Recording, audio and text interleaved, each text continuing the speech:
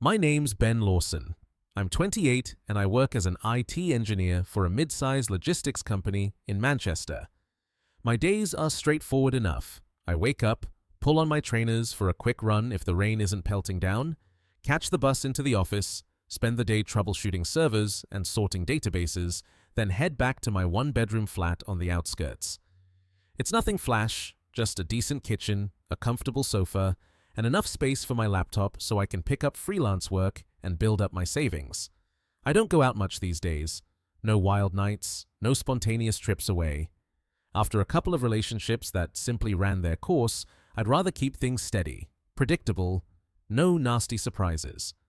One lunchtime, the Manchester sky was its usual shade of grey, drizzling just enough to make everything damp.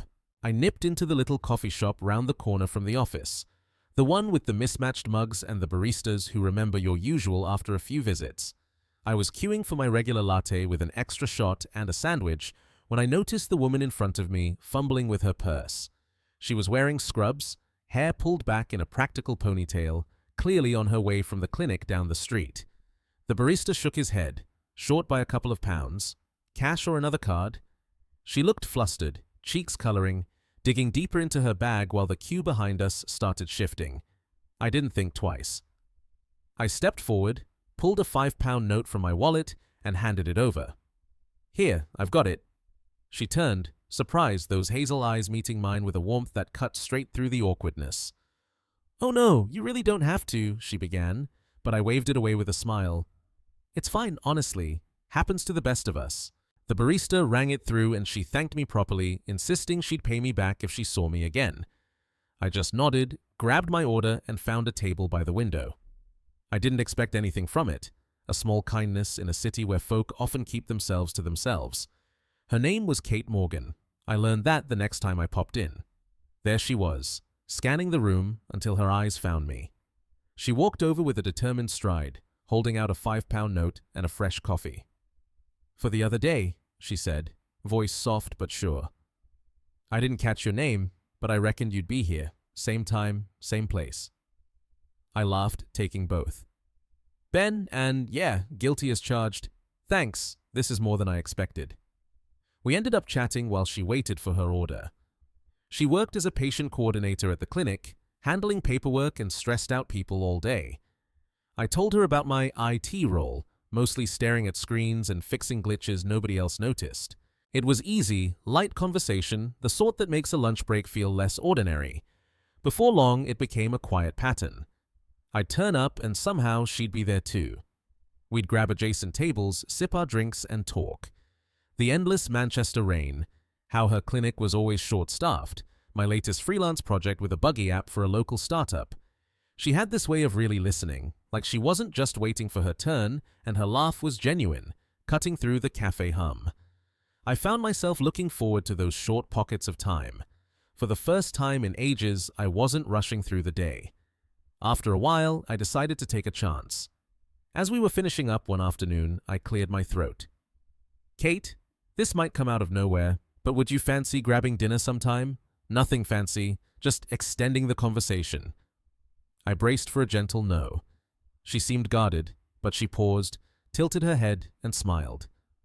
"You know what? Why not?" We chose a small Italian place in the city center, checkered tablecloths and decent pasta. Not overly romantic, not a dive. I arrived early, fiddling with my phone to settle the nerves I hadn't felt in years. Why was I so invested? It was only dinner. When Kate walked in, she looked different. Hair down in loose waves, a simple black dress that suited her perfectly, minimal makeup that let her natural features shine. She spotted me, waved, and slid into the booth. "Sorry if I'm a bit late. Traffic was a nightmare." We ordered pasta for her, risotto for me, and the conversation flowed. We talked about growing up in the Northwest. She was from a suburb outside Manchester, always loved the Peak District, but hated the winters. I shared stories from my university days at Manchester, the late nights coding, and the daft decisions that went with them. We laughed over shared gripes, drivers who ignore indicators, the overpriced coffee we both put up with. It felt natural, as if we'd known each other far longer than we had. No awkward pauses, no forced chat. By the time we shared a tiramisu, she seemed relaxed, and so was I. This could be something, I thought. Then, as we finished the last spoonfuls, her expression changed. She set down her fork, folded her napkin neatly, and looked at me with a seriousness that made my stomach knot. "Ben, there's something I need to tell you. You can leave if you want. I'm a single mum." The words hung between us like a sudden chill. She didn't look up straight away, fingers twisting the napkin as though it were an anchor. The restaurant carried on around us, clinking glasses, laughter from other tables, but right then it felt as if we were the only two people in the room. I could see the vulnerability in the set of her shoulders, the way she braced for whatever came next. She took a steadying breath and carried on, voice calm, but carrying a quiet resignation. "I have 2 kids, Evie, she's 8, and Freddie, who's 5. My ex left a few years back, said he couldn't handle the responsibility, just packed up one day and went. So it's been me sorting everything. Work, school runs, appointments, the lot." She paused, reading my face, then added, "I've tried dating since, but most blokes bail the moment they hear about the children. Some make excuses, too busy, not ready. Others just disappear. I get it. It's a lot. That's why I say it early now. No point wasting time if it's a deal breaker." Her words weren't bitter, just matter of fact, like she'd delivered this speech more times than she cared to remember. There was a weariness to her tone born of too many letdowns. I sat absorbing it, fork idle on my plate. I wasn't shocked. People our age carry baggage, but I felt the weight of what she was offering. This wasn't casual. It was her drawing a line, seeing whether I'd step over or turn back. I didn't interrupt. I let her finish, nodding so she knew I was listening. When she stopped, I leaned back slightly and chose my words with care. "Kate, thank you for telling me. Really, I appreciate the honesty." She searched my eyes for any sign of retreat, but there was none. "I'm not going anywhere," I continued. "Not because I feel I should, but because I like you, the real you, from what I've seen so far. And life's complicated for everyone, isn't it? Mine's no clean slate either." I opened up a little then, sharing pieces of my own story to meet her halfway. My parents split when I was a teenager, messy, with a lot of back and forth that forced me to stand on my own feet early. I'd watched my mum hold down 2 jobs while trying to keep things normal for me and my sister. "I get that adulthood isn't tidy," I said.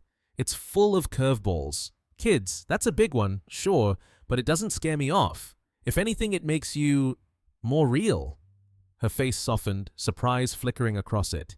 "You're not just saying that?" she asked, quieter now. I shook my head.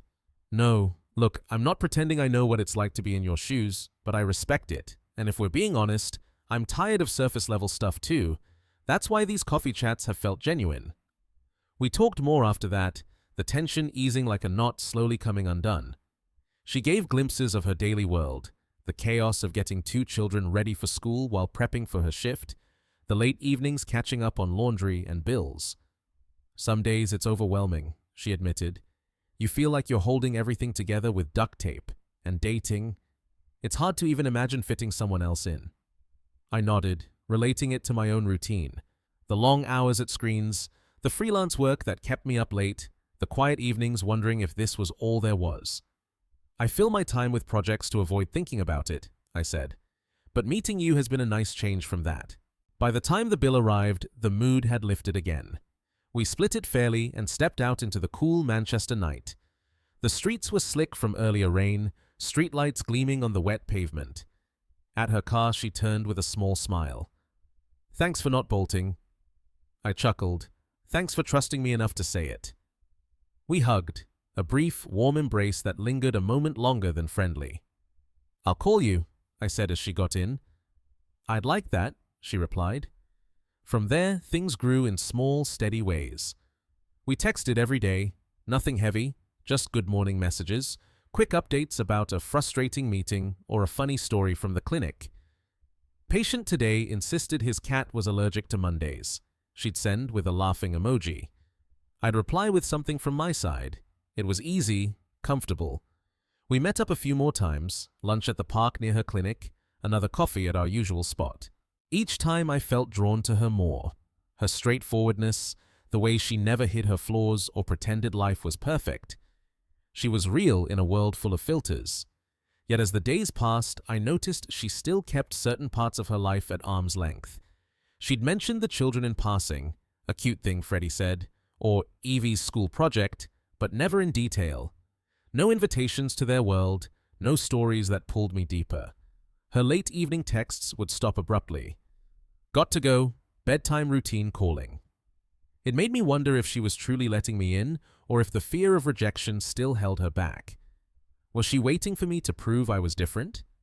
Either way, it planted a quiet thought. If this was going to be more than casual, we'd have to talk about it soon. Our connection deepened, but I couldn't shake the feeling she was still guarding something.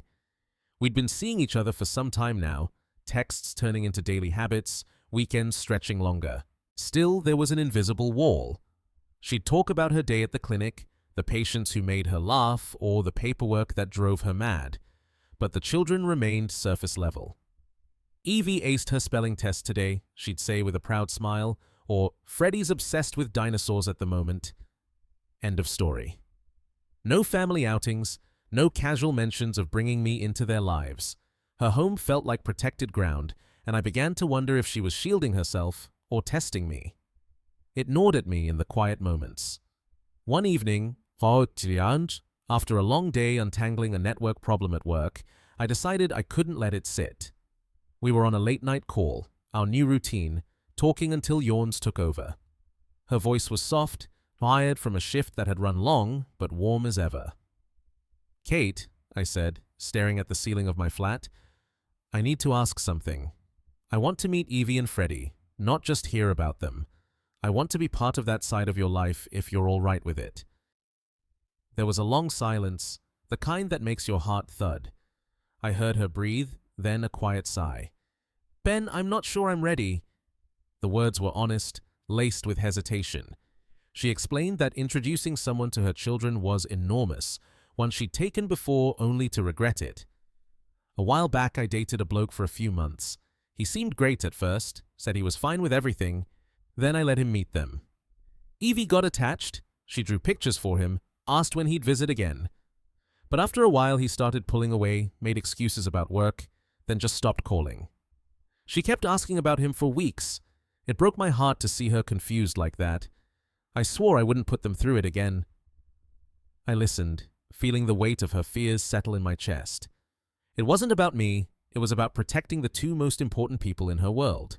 "If this is just casual for you," she continued, voice firmer now, "something fun without strings, we should probably stop here. I can't risk them getting hurt. Or me, honestly.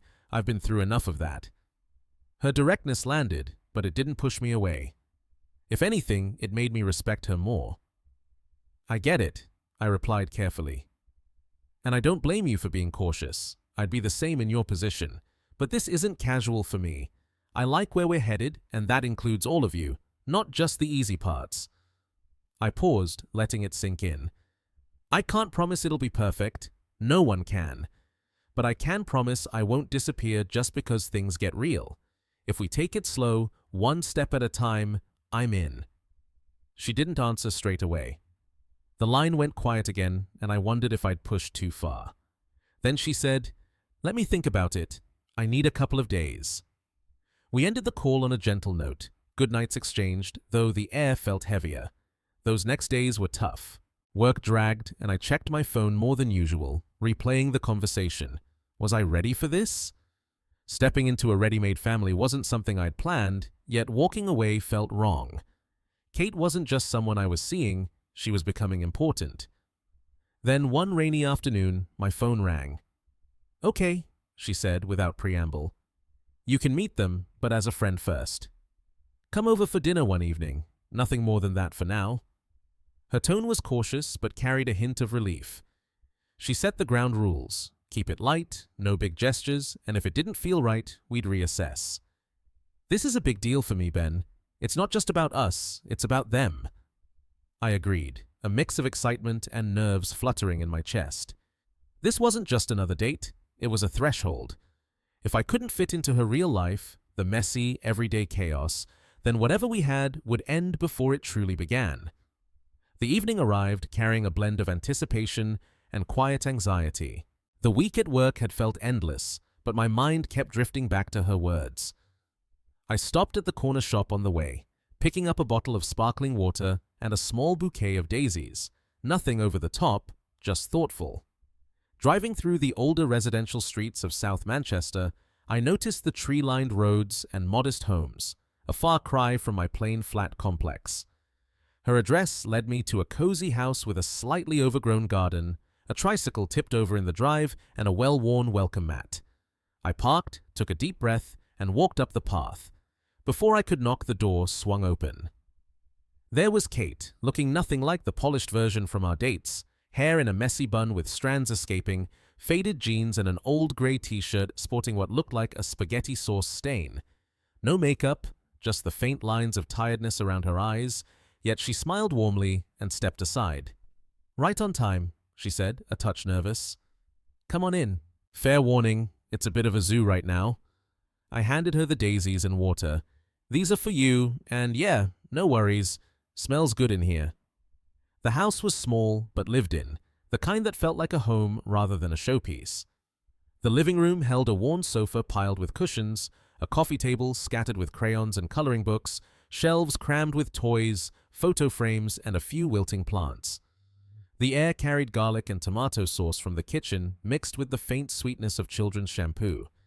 It was chaotic, shoes by the door, a half-finished puzzle on the floor, but comforting, like evidence of life happening.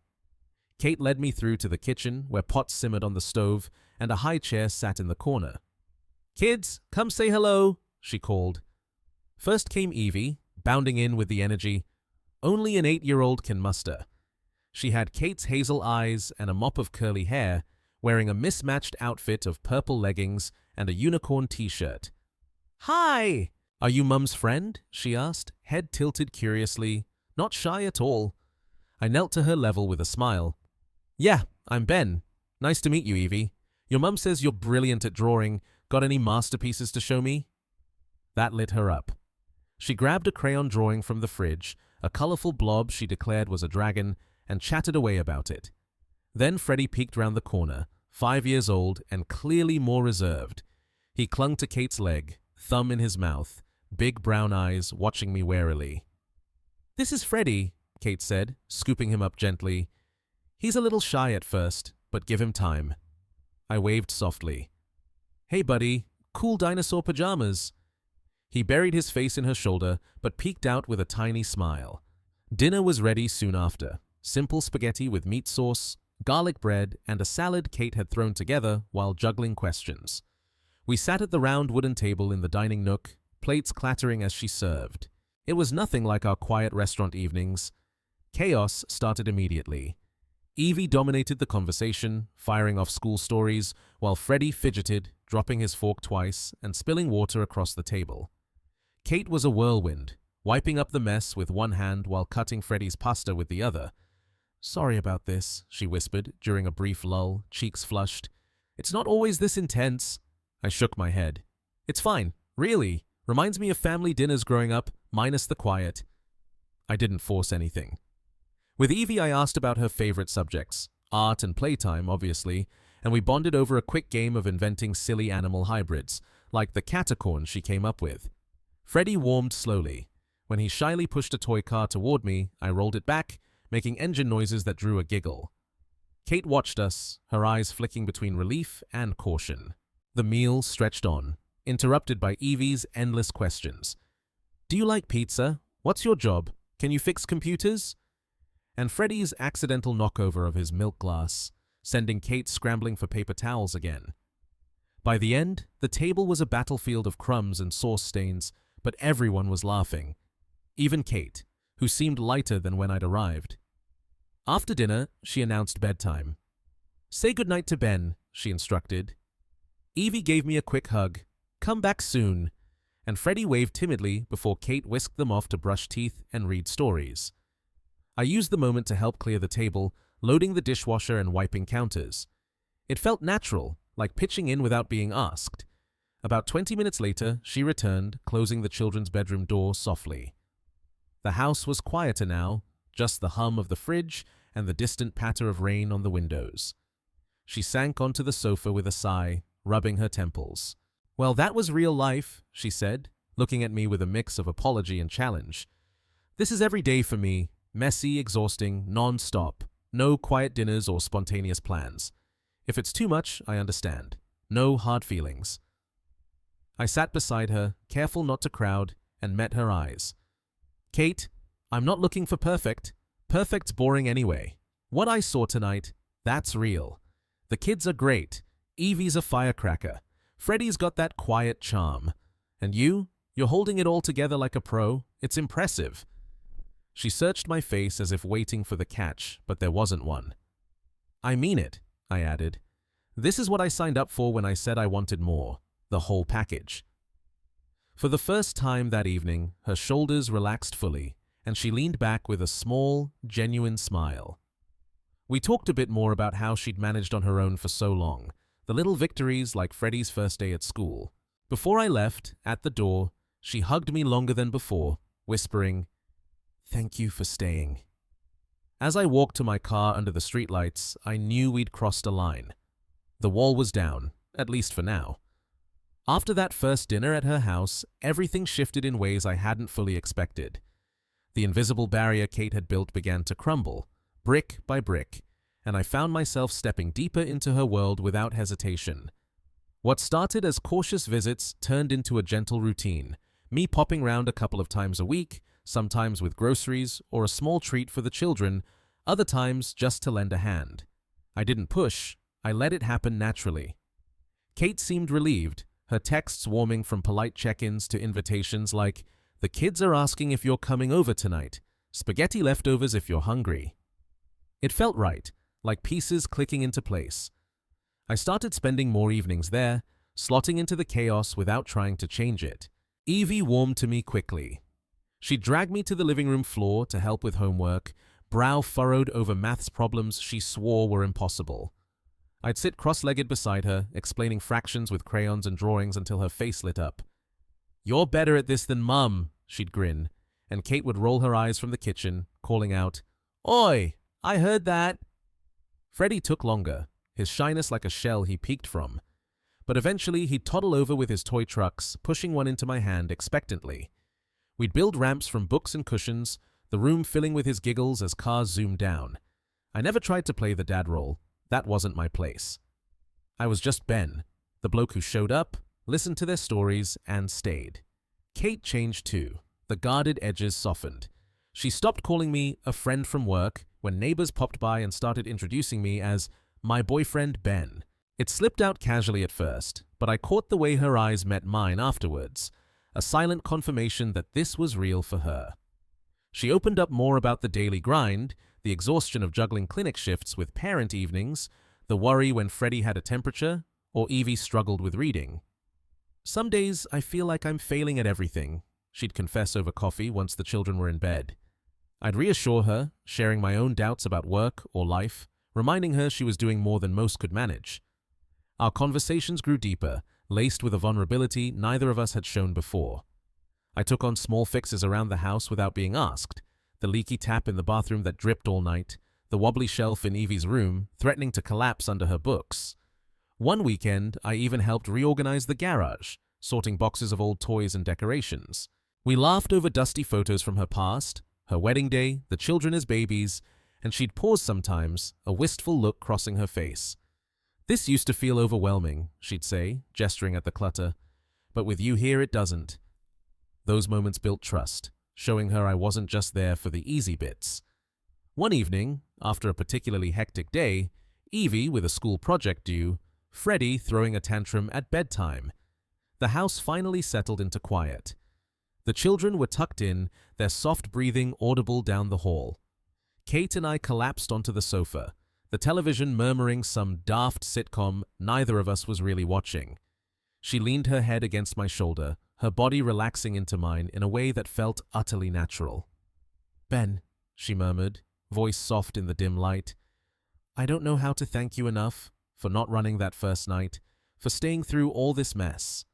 I wrapped an arm around her, pulling her closer.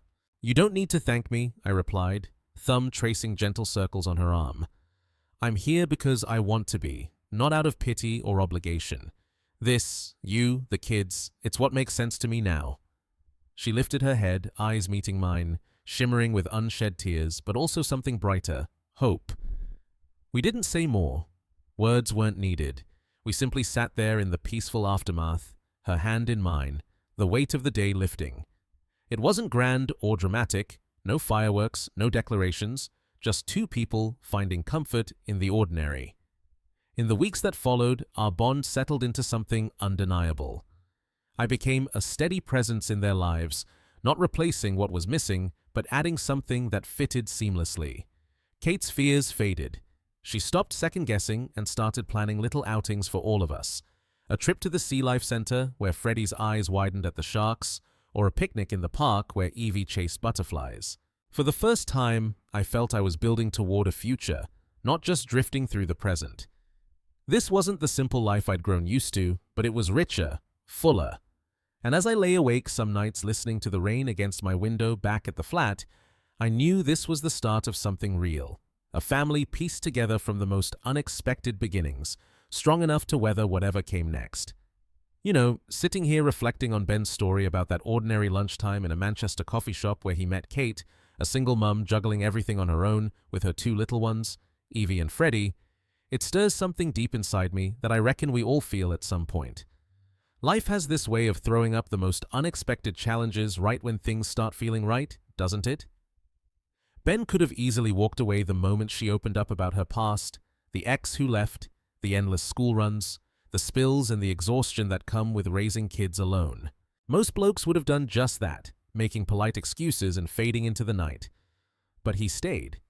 He chose to step into the beautiful chaos, fixing leaky taps, helping with homework on the living room floor, and simply showing up night after night. That quiet courage taught me the most valuable lesson I've ever carried. Real love isn't about finding someone with a tidy, uncomplicated life. It's about having the heart to embrace the whole package, the fears, the mess, the late-night routines, and the little victories that make it all worthwhile. It's in those imperfect moments, when trust slowly replaces doubt and two people build something stronger together, that we discover what truly matters. Vulnerability isn't weakness, it's the doorway to the deepest connections we'll ever know.